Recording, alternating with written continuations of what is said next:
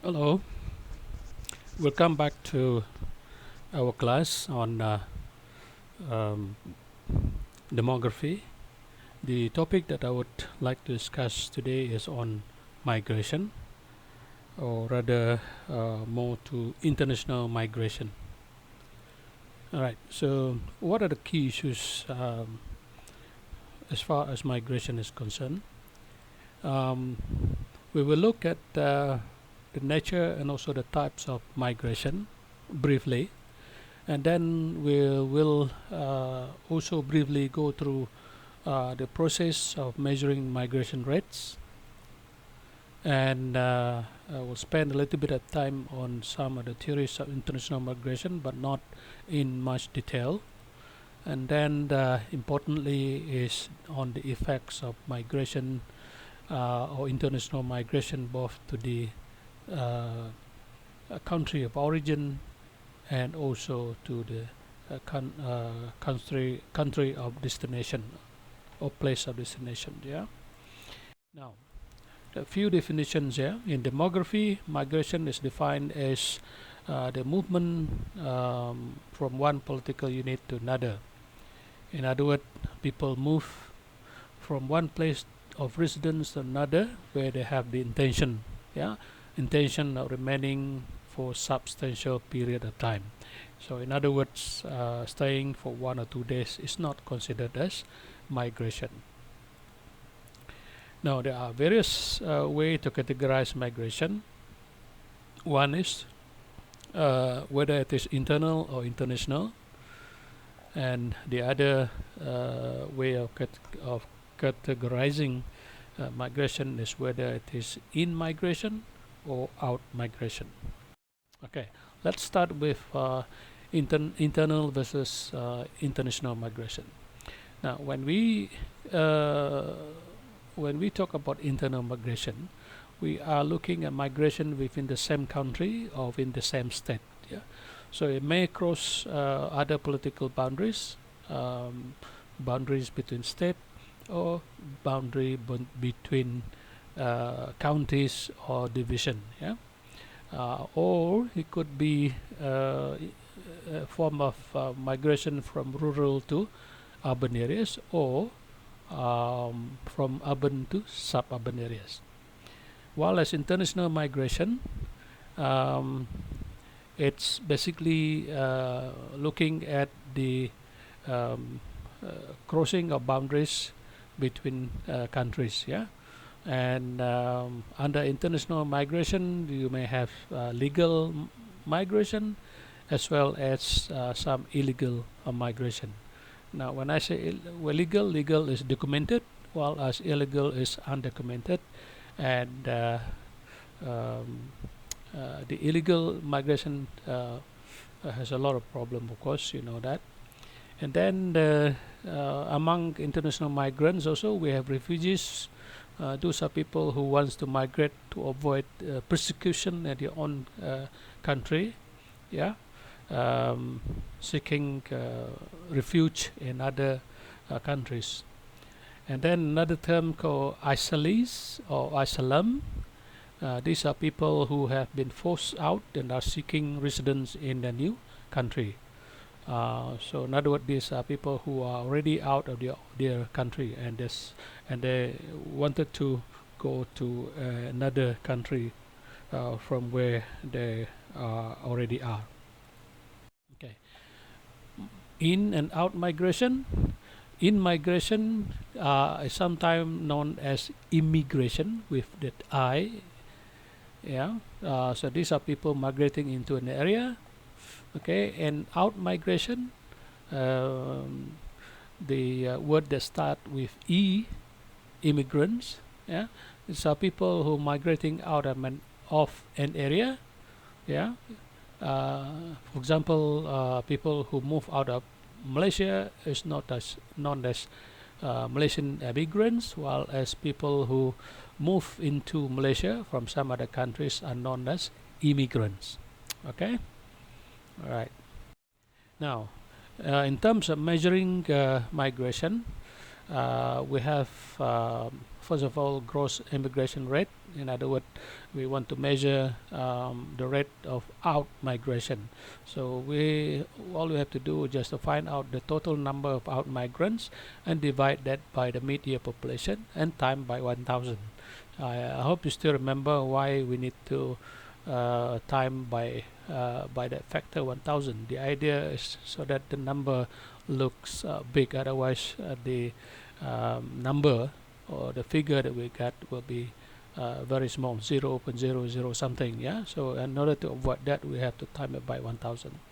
The same thing with gross immigration. Yeah, how many people or the rate of people coming into country. So the total in migrants will divide by the mid-year population and time by 1,000. And then the third one is the crude net migration. This is to determine the net migration, whether it is positive or negative, and also the rate. Yeah. So what you do is we get the numbers for in migrants and then minus out migrants. The same thing, we divide by the mid-year population and time by 1,000. So what we will get is a gross immigration rate, yeah, minus gross immigration rate. So you can use this these two. If you have the figure for gross immigration and gross immigration, you will get the you can easily get the crude net migration rate. Okay, and then the crude net migration rate captures the effect of migration on a given population. Right, that's a good thing about that. So the total migration rate will be equal to the in migrants plus the out migrants. In other words, we want to know how many people are moving around. Yeah, those who are moving in and those who are moving out. So we divide that by the mid-year population and time by 1,000. So this will tell us actually, it will indicate to us the total number of people who moves across borders, regardless of whether they move in or whether they move out. Okay, and then for migration turnover rate, this is the way to calculate that is you get the figure for total migration rate, which you get from up here, and then divide by the crude net migration rate. That will be, and then time by 1,000. That will be the turnover rate. Okay. All right. So the higher the total number of people moving in and out, the higher will be the migration turnover rate. Okay. So this figure here, or the graph here, shows you about the effect of immigrants, emigrants, and also net migration. So what you can see is this line here indicates the number of people who come into the country, or the migrants who enter the country. Okay, over the years. All right. So, and then you have the green one, which indicates the number of people who move out of the country. So in this case, the net effect is the net migration is positive in the sense that there are more people coming into the country than there are people who move out. So in other words, the net result is increase in the population of a particular country. For example, in this case, US. I think it's quite clear. The population of the United States is very much made up of immigrants. Yeah, immigrants who move into the US. Okay, the classes of migration. This is just to more or less to list all the different classes of migration. I will not go into details on this. For example, the primitive migration, forced migration, impelled migration, free migration, mass migration. These are typologies. So the intention here is, for me to put it here, is to remind us that people move because of various reasons and in different forms. That's all I wanted to share with you. Right. So So primitive migration, for example, is in response to environmental conditions, usually undertaken by people at low levels of development. Yeah, in poor countries, for example. A forced migration. This is where there is a compulsory transfer of group of people, usually by government under government order. For example, people who move from an area which is occupied by a dam, by a certain big project and so on, and they have to move out to another area. Another quite similar term is called impel migration, but it differs in that migrants retain some ability to decide whether to move or not. In other words, they have a little bit of freedom if they want to move out, or should they move, or should they stay put. Yeah. Then you have the category of free migration. This is where individual movement, mostly for economic betterment. So people are free to move, right? There's no restriction. And then another category or another class is called mass migration. Um, and this indicate large numbers or entire communities, for example, moving en masse, yeah, en masse, in large numbers without being fully informed on an individual basis of what to expect, right? So they're moving as a group. Okay. Now there are various theories of international migration. The theories of international migration can actually conceptualize the process or causal process of how international migration is initiated and maintained or being perpetuated. So some of the theories address the issue of initiation, and other theories look at the issue of maintenance or perpetuation of migration. Okay, theory which is quite something that you know of, perhaps, is the push-pull theory of migration. So the push-pull theory talks about two factors: push factors. Push factors are factors which push people out of a country or a region. For example, local economic opportunity, services, infrastructure are lacking, and so on and so forth. So these may push people out of that countries. Yeah, lack of electricity, lack of communications, lack of agriculture opportunities and whatnot, or lack of industries. Yeah. Pull factors, on the other hand, are factors which are present in the destination. Yeah, for example, economic opportunities, employment opportunities, better services, infrastructure, social support, environment, so on and so forth. Yeah, so broadly constructed framework that is useful for understanding migration, but perhaps not in understanding non-migrants. So in a way, it's something that you can use to understand about those who migrate, but don't really explain why people do not migrate. Anyway. Okay. Other theories you may come across, which I have a little bit of notes in the slides after this, but I will not go into details. The neoclassical economics theory, for example, basically explain why people follow economic opportunities. In other words, where there is opportunities, economic opportunities, so people will migrate to that place or region. The new household economics theory, on the other hand, explain joint decisions are made for all family members. In other words, when somebody wants to move out from a place, from a long house, from a kampong, so on, it involves decision making. It will involve family members, not just the person who is going to migrate.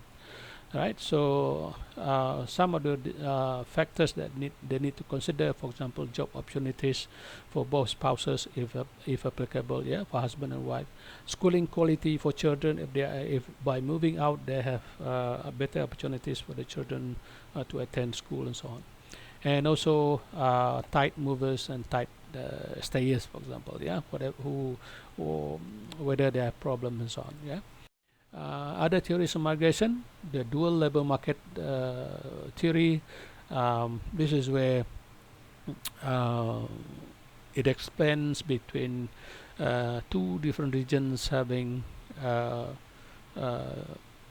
what I call different labor market. Yeah, so expensive and difficult to convince native, for example, in America or in Europe, for example, to work in secondary sector. Yeah, with low pay and so on. So immigrants, people who migrate, will fill the role that does not compete with native. So they are not competing with native because these are the jobs that the local people do not want to engage in. Yeah, I think it happened in Malaysia too. Yeah, and it happened a lot in developed countries, but also in some developing countries.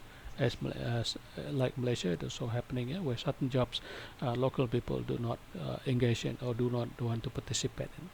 And then we have the world systems theory. This is talking about the world as being divided into co-nation and periphery nations. Yeah, the co-nations here refers to developed countries or more advanced developing countries. Yeah, and the periphery, these are the countries, mostly the developing or less developed countries. So what this theory says is that the peripheral nations, yeah, for example, if we talk about Singapore, could be considered as a co-developed country, and peripheral countries include Bangladesh, Myanmar, Indonesia, and so on and so forth.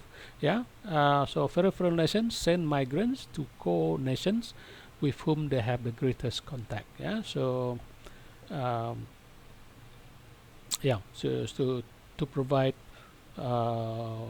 labor or employment. Yeah. Okay, I have a table here to show the initiation of international migration, the various theoretical approaches. Okay, I think you can look at it yourself. If you have any question later on, you can ask either through WhatsApp or email. Yeah? This is also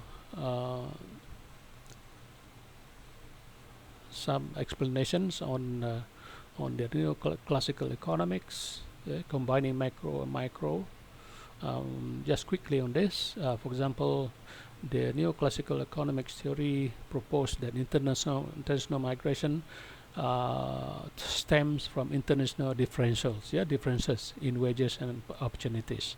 So to maximize the human capital return, individuals who can make higher return to human capital in receiving countries are more likely to move internationally than others. So in other words, if they can make a better living, a livelihood in another country, so people from that particular country will move on. Yeah. So when the cost of migration is lower, the possibility of potential migrant to move is higher.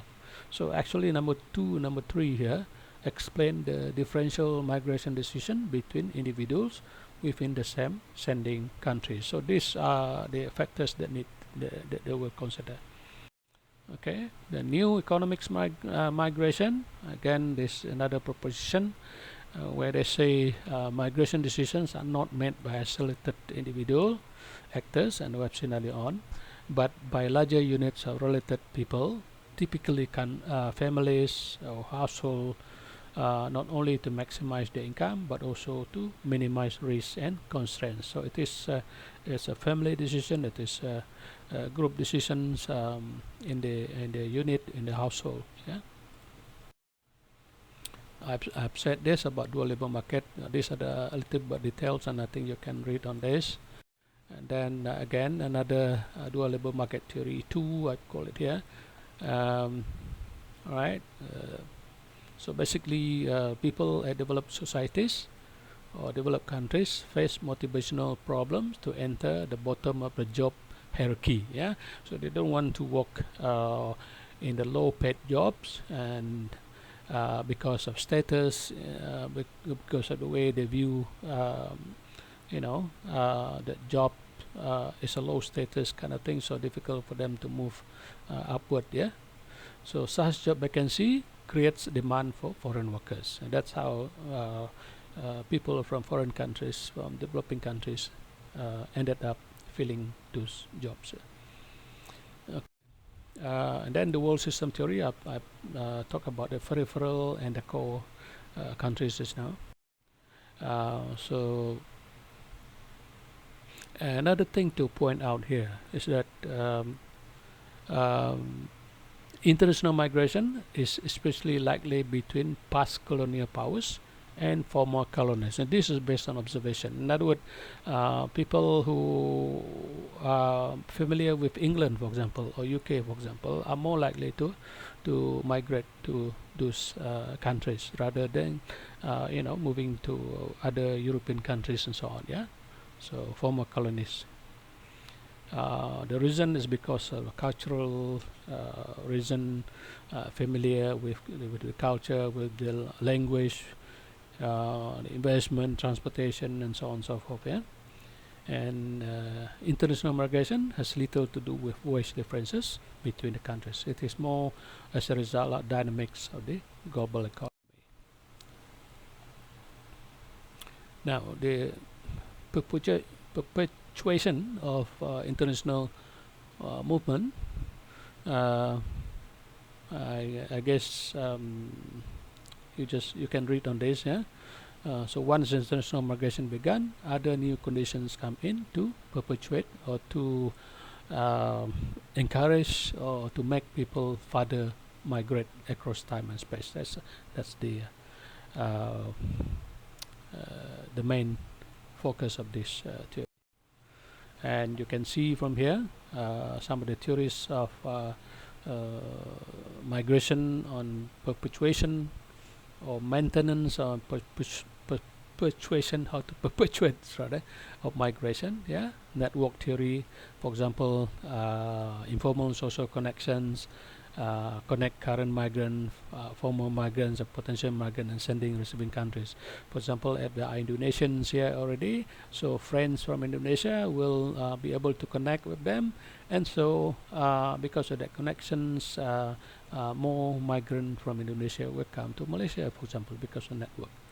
The institutional theory, for example, this is where the focus of analysis is based on organization, both legal and illegal, that support, sustain, and promote international movement. Yeah, for example, there are certain organizations which promote and also assist people in moving from one place to another.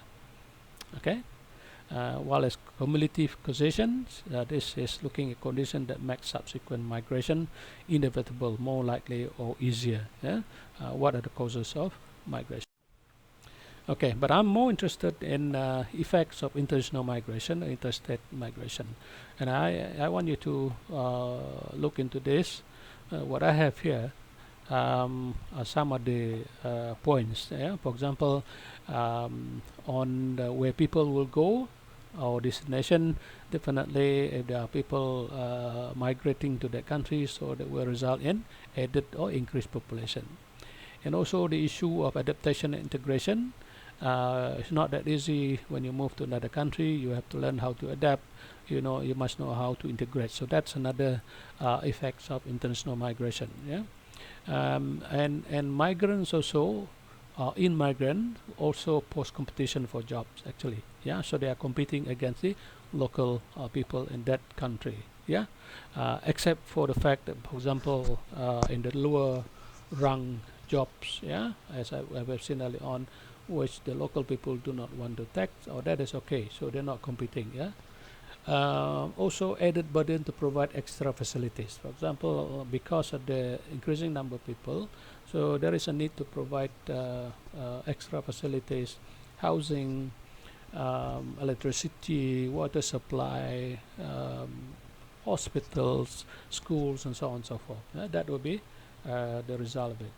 And then, of course, on the positive note, I think people who migrate tend to contribute towards economic growth. Yeah, or on the other hand, if you're looking at the natural resources, extra individual, extra or more population will put pressure on the natural resources. So in this case, it could be negative, but in this case, it's positive. Yeah. And then also issue of legal immigration,